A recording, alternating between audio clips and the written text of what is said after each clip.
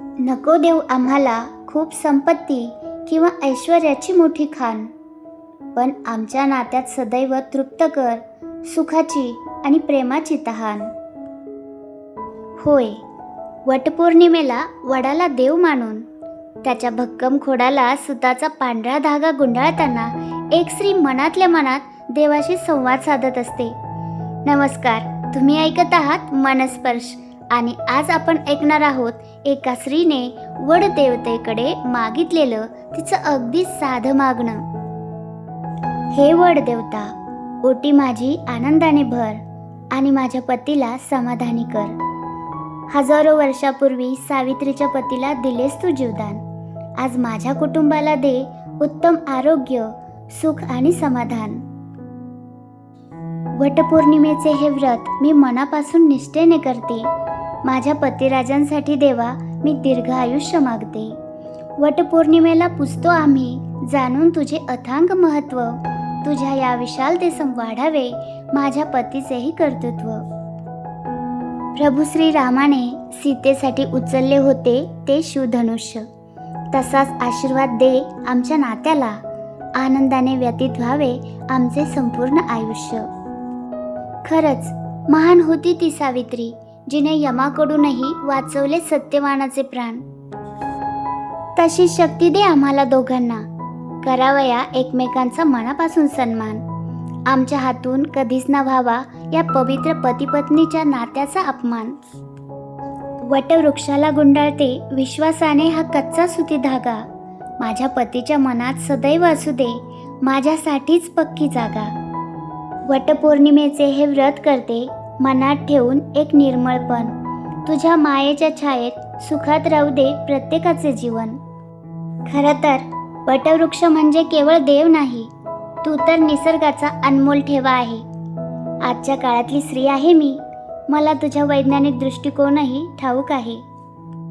ऑक्सिजनचा तुझा हा अखंड पुरवठा, हा निसर्गाचा मोठा चमत्कार. म्हणूनच विज्ञानाची कास धरून या निसर्गाची मनोभावे सेवा करण्याचा आहे माझा विचार. वैज्ञानिक सत्यावर विश्वास ठेवून मी आयुष्यभर तुझी मन लावून सेवा करीन आणि तुझ्याच आशीर्वादाने माझा हा संसार सुखाने आणि आनंदाने भरीन. वटवृक्षाच्या पूजेची जपली आहे मी ही फार जुनी आणि पवित्र प्रथा. आजपर्यंत या वडाच्या झाडाने ऐकल्या असतील अनेक सुवासिनीच्या व्यथा. पण हार न मानणारी आधुनिक युगातली सावित्री आहे मी. संसाराला स्वर्गासारखं बनवून रचणार आदर्शतेची एक नवीन कथा. वटपौर्णिमा म्हणजे आज सुवासिनीच्या आयुष्यातला सगळ्यात मोठा आणि आनंदाचा सण. हे वडदेवा, मला आशीर्वाद दे की मी हसतमुखाने जिंकावे माझ्या पतीचे मन. पोथीपुराणे वाचून बोध होतो या वेड्या मनाला. म्हणूनच अखंड सौभाग्यवतीचा आशीर्वाद दे आम्हा सुवासिनींना या पवित्र सणाला. जशा तुझ्या पारंब्या या मातीला खंबीरपणे धरून ठेवतात, तसेच आमचे संस्कार आणि आमची नाती कायम सुखाने नांदतात. कारण तुझा आशीर्वाद आहे कायम. म्हणूनच तर सुवासिनी दरवर्षी विश्वासाचा धागा तुला बांधतात. फेऱ्या मारता मारता देवा, मी फक्त माझ्याच सुखाचा विचार करत नाही.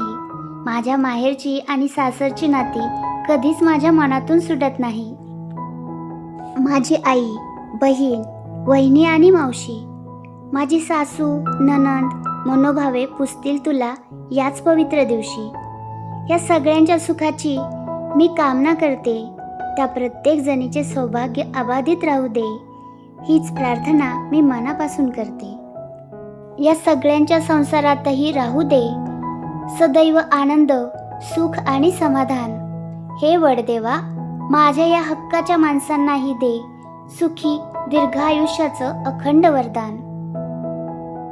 मला माहीत आहे वडदेवा, मी जेव्हा अशी नटून थटून तुझ्यासमोर येईल तेव्हा तू माझ्याकडे माझ्या वडिलांच्या सारखाच प्रेमळ नजरेने कौतुकाने पाहशील आणि एका लेकीने हक्काने केलेले हे मागणे तू न विसरता मान्य करशील.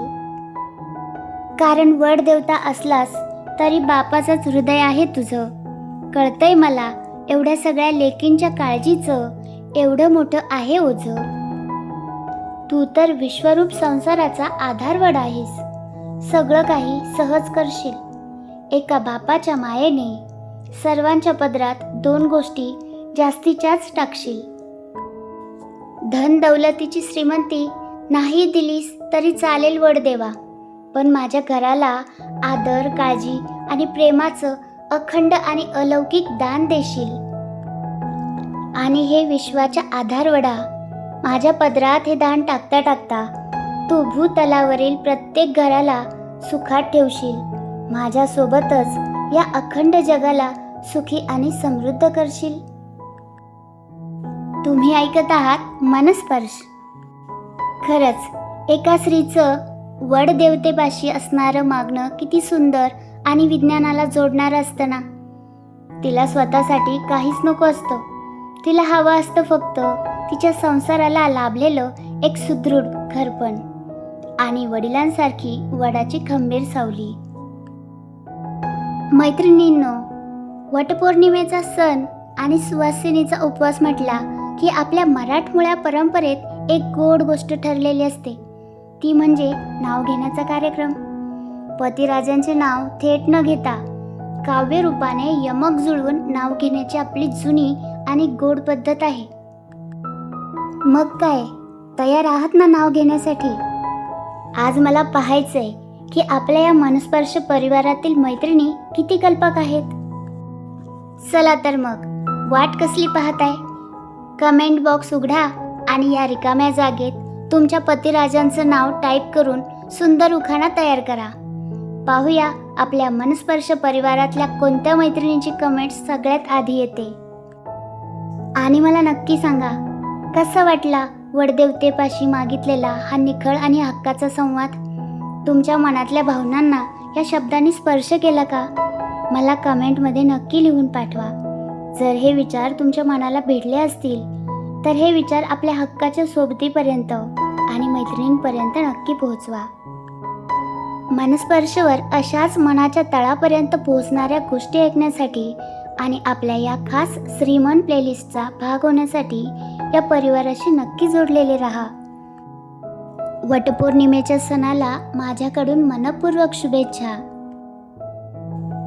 सण वटपौर्णिमेचा आणि मनात दाटलेला सुखाचा हर्ष. आज ऐकला आपण एका सुवासिनीच्या मनाचा सुंदर मनस्पर्श. पुन्हा भेटूया मनाला स्पर्श करणाऱ्या एका नवीन सुंदर विचारासह. तोपर्यंत मनाची माणसे जपा आणि स्वतःची काळजी घ्या. धन्यवाद.